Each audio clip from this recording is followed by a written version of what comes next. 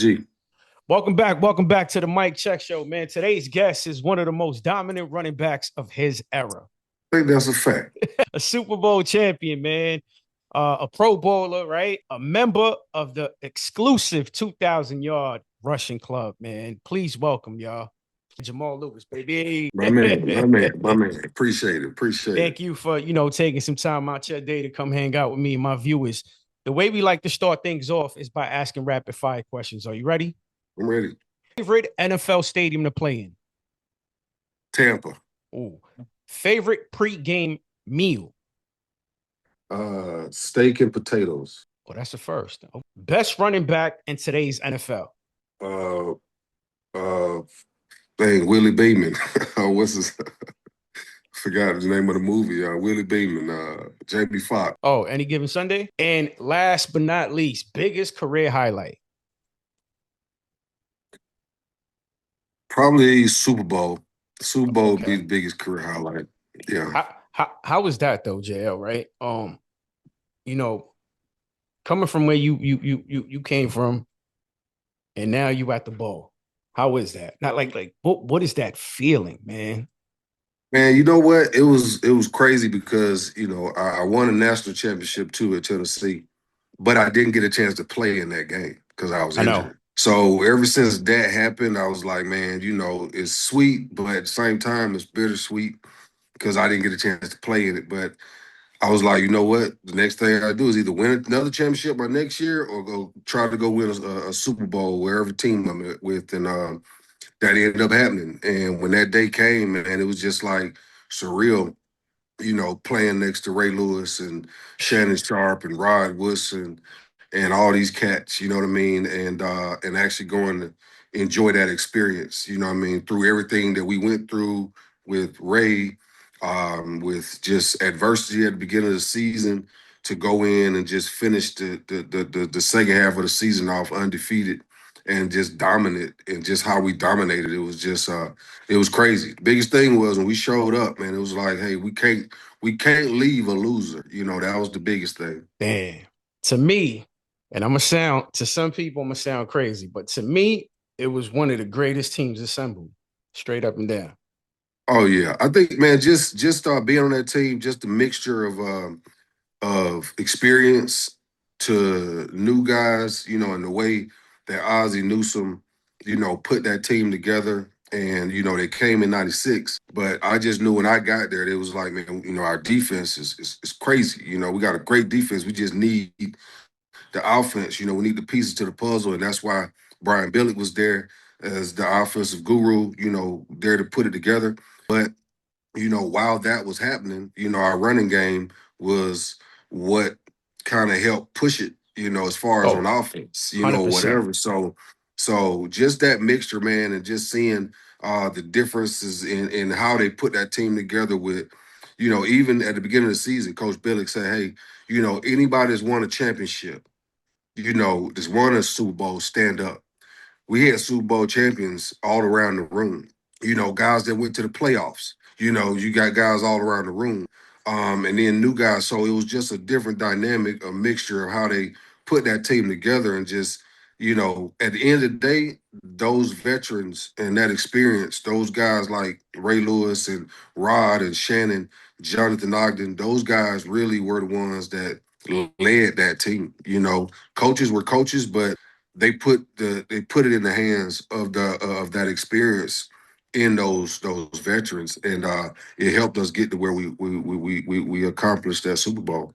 You did too, JL. I mean, who's stopping Hey, you? look, hey man, look, I'm from Atlanta, Georgia. I'm from, what I mean, I'm from Adamsville. I've been playing football since I was 8 years old. So with me, it was just playing football, you know what I mean? And I'm just playing on a whole other level right now. And I just dominated, the position. I love the position. I love to run the football. I treated it as an art more than just a position or a sport, whatever. So just being able to go out and maximize that and display that, in the NFL on that level, it just shows the work ethic and just the maturity, in my game, being able to Absolutely. go in as a rookie and go and hold up the fort and go win a Super Bowl. Dominate, JL. Yeah. Dominated. Like it was, man, like I kid you not, like who stopped you? Like Now you had to just put being hey, realistic. look, man, I was facing them 8, 9 man boxers, buddy. It was tough, but we just kept churning. You know what I mean? It was just, hey, you got to put your head down and get up through there, and make the breaks when they happen. But yeah, man, it was, my dad always told me, man, he said, hey, hit first, hit first, so attack, Wow. even at the running back position. So that's kind of how my mentality was as a running back. Yeah. And it led to a 2000, what, no, wait, 2066, right? 2066 Yep, yard rushing 2016. season. What was the Yep. key to that historic season? The real key to that was us losing our starting quarterback. I can tell you that. That That's a was fact. the first piece, because if he wouldn't have went down, none of that would have happened. But at the same time, just the coach, the coaching staff, the offensive coaching staff, putting the reins on the running game Yeah. and just really honing in on the running game. And we worked the running game more than we had ever worked it before, because we knew we had to rely on it. And I remember Coach Billick called me in his office. He said, hey, we're going to give you the ball 25, 30 times a game. Anthony Wright, he's going to probably run it 10 times a game. So we're going to be running the football. And he was like, are you ready to handle that? And I was like, this is what I trained for. You know what I mean? Like, I That's just right. busted my ass all off season to get the football and go out here and display that and put that work to work. So that was the key, man. And just having, Jonathan Ogden, Elwin Mulatalo on the left side, holding that down, and a great group, in front of us. And Sam Gash, Oh my yeah. fullback. And Sam Gash wasn't, no, the 2,000 yard, that was Alan Ricard. But Alan Ricard, just basically helping me, because we ran out of the eye. We ran a Yeah. pro Yeah. set. So having a good fullback, man, that was just key, because he was the eyes to the hole, and actually making it happen. And just good coaching, man. And staying steady. But to get to 2,000 yards, you got to have big runs, man. That's And historic. I think, you got to have big runs. And, that's what we did. We ran the ball hard. We took the fours, we took the fives, but we also took the 60s and the 50s, Right. Right. whatever, each game. So that start totaling up by the end of the season. And you're like, damn, we're getting close to hitting 2,000. And that's when it really kicked in. Did you look up to any RBs before you? Like any running backs before you? Man, I never watched football, as a kid, but one No, you thing I got to did come on, watch, JL. You serious? I never watched football. Never watched football. Hey, look, I was the kid that's outside Atlanta Stadium while the Wow. Falcons was playing. I never got a chance to go in. So I was out there playing football and running around, with my family and everything. But never really took interest Wow. in watching it, but I played it. Now I played it all the time, but I never watched it. But I did watch. I did watch highlights on Marcus Allen, O.J. Simpson, Barry Sanders, Walter Payton. Just some of these greats. I did watch a lot of highlights, and that was the part of my game where it was, my coach. As I got older, my coach used to always say, hey, stop looking for the home run, Right. and Right. take what they give you. So that was kind of like built in my head, was big runs, highlights, and stuff like that. And that's kind of what I liked, and that's what I watched. So that's what I like to do. But those were my running backs, man. I think Walter Payton and maybe Earl Campbell, those guys, those were like the leaders of the pack. When I really watch, if I watched football. That is crazy, man. I don't even think my viewers gonna believe you, JL. That you never watch football. That's just I can't even. Hey, I Man, never watched it, man. that is insane. But it was I Yo, just that is played the guy. bugged Just out. I'm baffled right now. Like that's crazy. I've never heard of. a player dedicated to a sport not watch the sport before they even that shit Yeah. is crazy.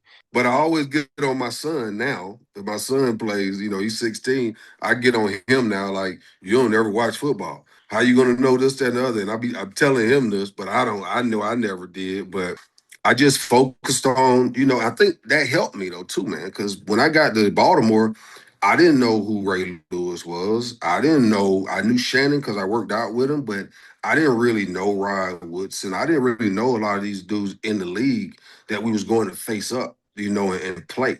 So our opponent to me was just X and a O, So it Right, wasn't right. like I was, that was I think that was a good thing because I didn't have to think about what this guy used to do or what he's doing and this, that, and the other because I never really watched the game. I studied them. Gotcha. When before we played, whatever scouting report and stuff like that. So I just knew tendencies. I didn't know accolades. So that was that. I think that was a good thing, though. I'm gonna be honest with you, and I'm gonna say this publicly, man. One of my favorite RBs is three of them fall under the Mike's category, right? So you have Barry, Emmett, and Jamal Lewis, baby. I kid you not. Oh, okay. And Hey people that man, I know me appreciate it. know that. This is Hey, why I that's a, text you that's that. I said, yeah. JL, man, I can't believe. Look, I started this podcast about roughly 7 to 8 months ago, and it blew up overnight. I had no intentions to. It was just a yo, you know what? I'm going to talk about every single sport, including golf, bowling, you name it, because I'm very I love sports. You know what I'm saying? I played when I Gotcha. was young, but I was involved in the street, so it kind of I went this way, not straight. So uh there's certain people that I try to handpick.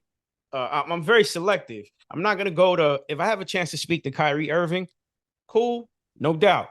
But I'd rather speak to Jamal Lewis. Why? For the simple fact that you guys, meaning you, Shannon, Ray, uh, if it wasn't for you guys, and I say this literally every episode, and it's because I select, the guests. I try to, right? I'm not saying I can, hey, send a DM and get you guys on. No, it doesn't work like that for the viewers. But for whoever I do get, I want to say this though, JL, I want to give you your flowers. I wish I had some flowers, man, sent to your crib. No homo for the people that are gonna think, something nasty or even crazy, but you guys have to understand that these athletes, JL, his teammates, saved me from getting into deeper stuff or possibly even dying. You know what I'm saying? So I want to say, JL, thank you so much for being a part of my, upbringing, my childhood, and saving me from certain things that, man, because it was leading towards that. But you guys, Yeah. just the fact that I had to go watch Monday Night Football, I had to, you know what I'm saying? Because of that, I'm here today. So I want to say thank you, Jamal Lewis, for real, for real. Appreciate it. Hey man, I appreciate that, man. That's good stuff, and people just, that's what sports do, and that's why Absolutely. sports exists. You know what I mean? And that's the good part of it. A You lot know of what people that? You know what say, this is, Jo? For me to be sitting with you right now, knowing that you in my top three. This is bugged out to me. I started this 7 months ago, and "Oh I'm wow, over I here didn't know talking that." to Jamal Lewis. This is bugged out. I Yeah, have over almost 300,000 of followers. But honestly, it comes down to who I looked up to, man. And you're yeah, one of them, brother. Like I know you probably like, damn, Mike is. I get it, but no, like I want you to really get it, Jo. This is not real to me, man. And I hey, and man. I just have to thank God for it. That's what's up, man. And the platform too, man. Just and you doing what you had to do. You know what I mean? So I didn't know that you just started 7, 8 months ago. Yeah, That's great, man. And I've watched. That's how I even know. I mean, I watched, and I wouldn't have thought that. But congrats to you, man, and bugged what out you to doing. me, Jo. I have two more questions, right? What would you want your legacy to be? My legacy, just to me, it's all about hard work, man. Hard work Yes, and sir. dedication. hard work and dedication and sacrifice, and that's what I preach, the end of the kids I talk to or whatever is, because I've lived that, I put Yeah, in the yeah. work, I put in the work, I dedicated myself to it, and I've sacrificed things that probably wouldn't have let me get to that point.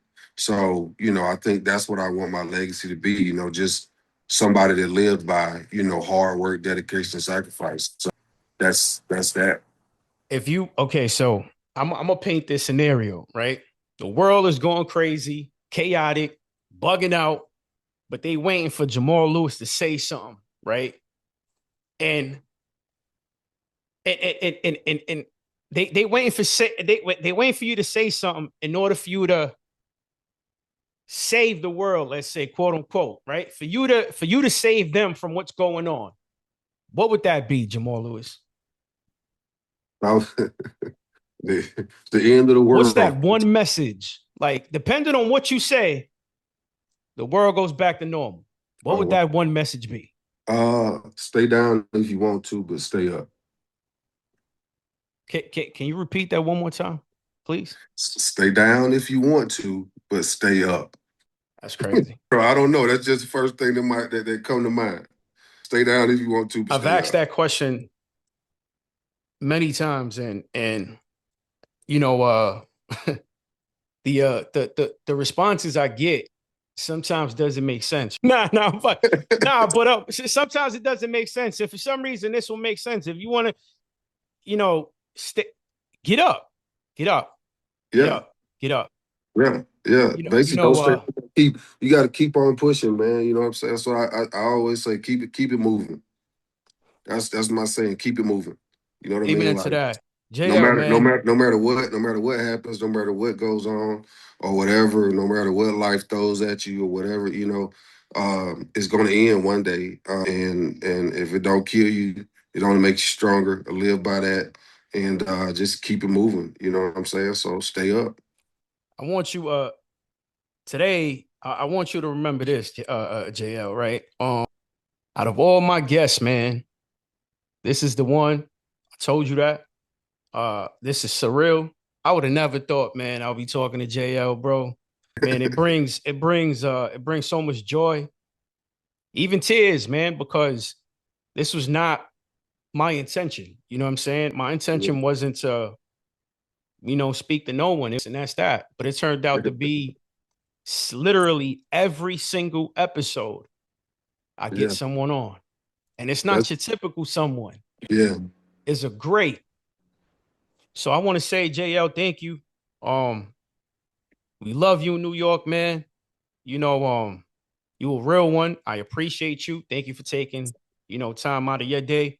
I do want to say this. I stay in contact with every guest. Is it okay if we stay in contact? Is that cool? Oh yeah, most definitely, man. No, most definitely. You No know how to doubt, reach JL. me, and we gonna keep in contact, man. Anything you need, anything you want to get me back on here, you guys something you want to discuss or whatever, I'm open. So let's do it. When the NFL season starts, I need you back on, JL, for sure. Most definitely, we got to get that bird. We got to get a bird on your backdrop back there. You know what Oh, I'm let's do saying? it. Please go follow his page. Go spam it. Go like. Go comment. Subscribe.